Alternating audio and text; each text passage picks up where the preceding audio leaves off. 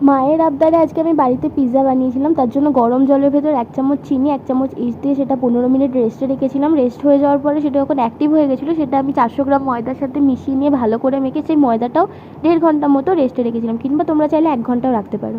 এদিকে আমি কড়াইতে দিয়েছিলাম বাটার, তার ওপর থেকে কিমা করা চিকেন, তার সাথে মিক্স করা ছিল হচ্ছে আদা বাটা, রসুন বাটা, জিরে গুঁড়ো, হলুদ গুঁড়ো, অল্প নুন, একটু টমেটো, এগুলো পেস্ট করা ছিল সব, আর কাঁচা লঙ্কা। সেটা ভালো করে ফ্রাই করে নিলাম। আর তার সাথে আমি কিন্তু এখানে দিয়েছিলাম, আমি যে ওপর থেকে কাঁচা ক্যাপসিকাম আর পেঁয়াজটা না দিয়ে আমি ওটা ভেজে নিয়েছিলাম যাতে কাঁচা স্মেলটা না আসে। আর এটা কিন্তু আমার একদম বাড়িতে নিজের পদ্ধতিতে বানানো, তোমরা চাইলে ট্রাই করতে পারো। আর আমি কিন্তু কোনো কিছু ফলো করিনি, হাতের কাছে সবসময় অ্যাভেলেবেল জিনিস দিয়ে আমি এটা বানিয়েছি। তারপর আমি ভালো করে পিৎজার মতো একটা বেলে নিয়ে চিজ, তারপর পিৎজা সস এগুলো দিয়ে ওপর থেকে ওই টপিংসগুলো ছড়িয়ে দিয়ে তার ওপর থেকে আরেকটু চিজ দিয়ে সেটাকে 200 ডিগ্রি সেলসিয়াসে প্রায় 15 মিনিট বেক করে নেবো। বেক করলে রেডি হয়ে গেল পিৎজা। খেতে কিন্তু খুব সুন্দর ছিল। বাই।